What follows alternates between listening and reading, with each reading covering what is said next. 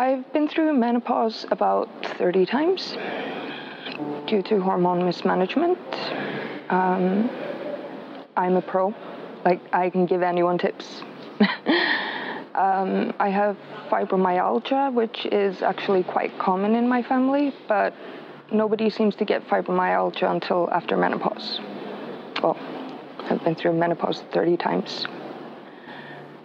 It's worse for people around me, like there's someone close to me who's 19 who's dealing with osteopenia due to hormone mismanagement.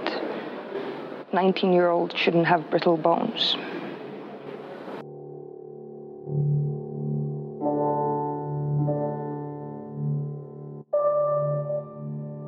One in 1,500 to 2,000 children is subjected to some sort of surgical intervention because of their visible difference.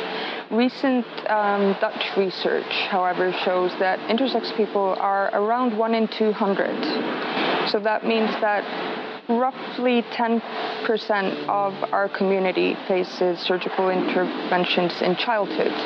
The rest of us don't, or face surgical or hormonal treatments later in life.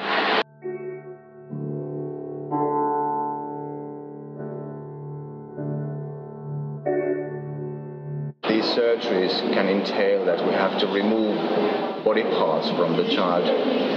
When he grows to be an adult, he would appreciate he had them still there.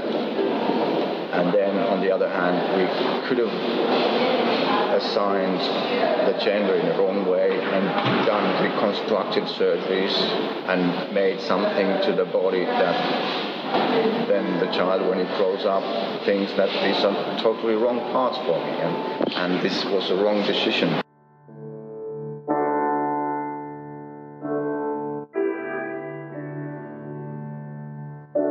Personally, on my life, it's had the impact that due to surgery that I had when I was about 3 months old, I need hormone replacement therapy for the rest of my life. I am also denied the hormones that I would have produced naturally. My passport says I'm a woman, I look like a woman, therefore I should have estrogen. I would prefer testosterone, like some of the people who share my biology use, but I'm not given a choice in my context.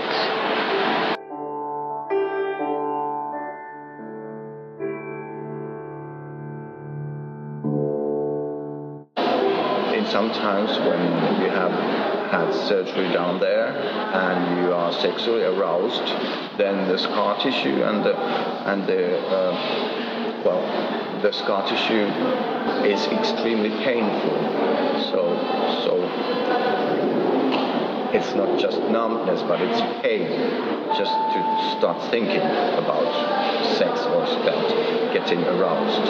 And there's no possibility of knowing what kind of sexual attraction the child will have when he grows up. So the idea that we have to build genitals that will allow the child to have this certain kind of traditional, most likely heterosexual kind of sex will be his or her choice.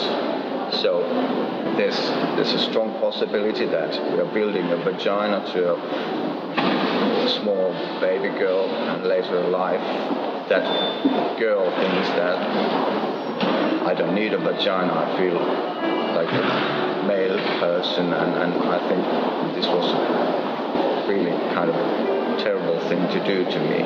It had a very traumatic effect on my relationship with my mother, because my mother was basically told not to tell me, that it would be too traumatic for me to find out as a child. So she held off until I was 12, 13, and she couldn't keep it hidden from me any longer because I had to start hormone therapy to induce puberty. And that was horrible. Like, we had a wonderful relationship before that. This destroyed it. And it took us years to work through this. We have a wonderful relationship again today. The main reason that we actually have a wonderful relationship today is that when I was 15, my cousin is born, who is also intersex. And it was a complete turnaround.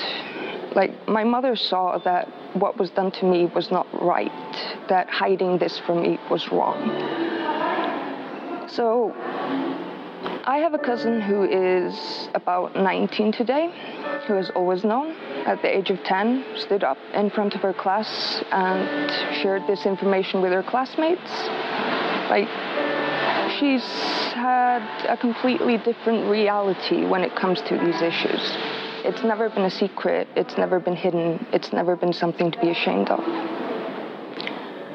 And that factor, that my mother could see, understand what was wrong and turn around and do it right, or contribute to doing it right, was what restored our relationship. I was trained, I am working in a university hospital as a team member of this specialist team that has to do with the diagnosis and treatment of ambiguous genitalia or intersex. And I was taught to do these operations.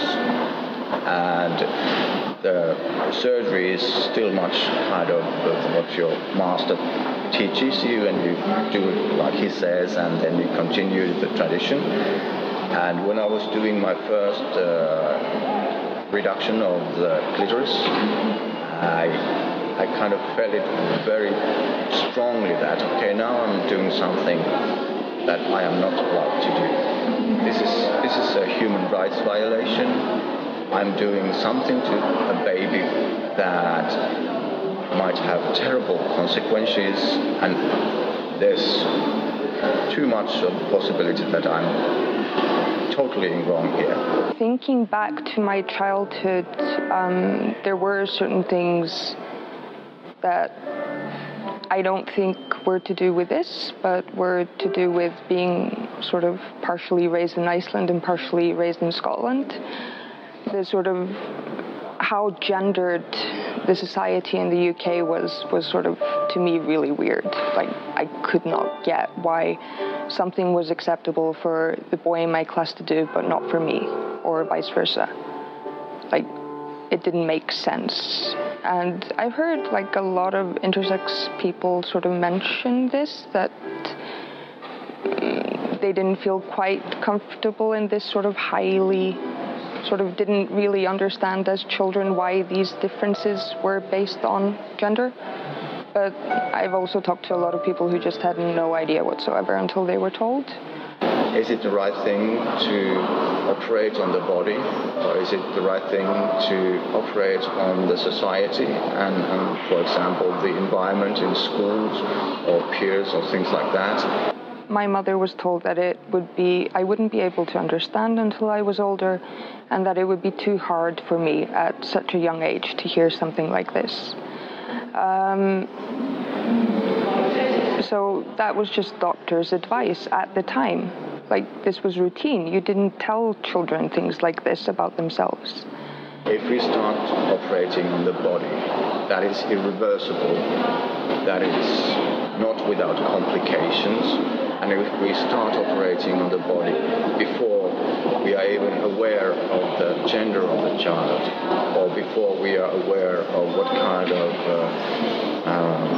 sexual attraction that child has, so we are most likely guessing it's wrong. I broke down, like, completely. Trust gone.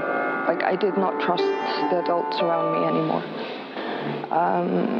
I started questioning myself. Like, I'm 12, 13. Like, this is your teen years, when you want to conform, when you want to fit in, when you want to sort of engage with your social circle and be like everybody else. And finding out at that age that you're different, that you'll need to go see specialists, that you'll need to have hormones, that your body will not go through the same puberty as your friends. it's traumatic. I questioned myself, like I look at my behaviors and like question them. I look at myself in the mirror and like, okay, can I see anything? And yeah, it just is it's the worst age, I think, to tell someone something like this. It took me basically until my cousin was born 2 years later to sort of get over this. And it wasn't just sort of me getting over this, it was more me not being able to take all these feelings I was feeling about myself and transfer them to her.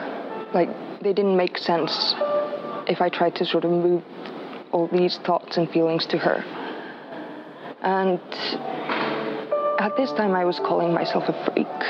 And my mother just sort of looked at me and just went, okay, if you're a freak, then your cousin is one as well. And then it sort of clicked.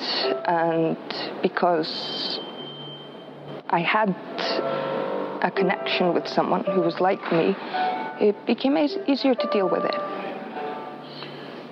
It is right to choose a gender, but then on the other hand, it's wrong to do aesthetic surgery to a minor, to a child, to kind of build the body according to that gender kind of what we think that usually the gender is by bodily sex characteristics. I'm not really angry like I used to be. I'm not anymore. Like, sometimes I get pissed off, especially when I'm reading something, like reading research papers or something like that. I get angry, but I don't have a burning flame of anger burning within inside me. It's not worth it. It's a draining emotion that won't get me anywhere.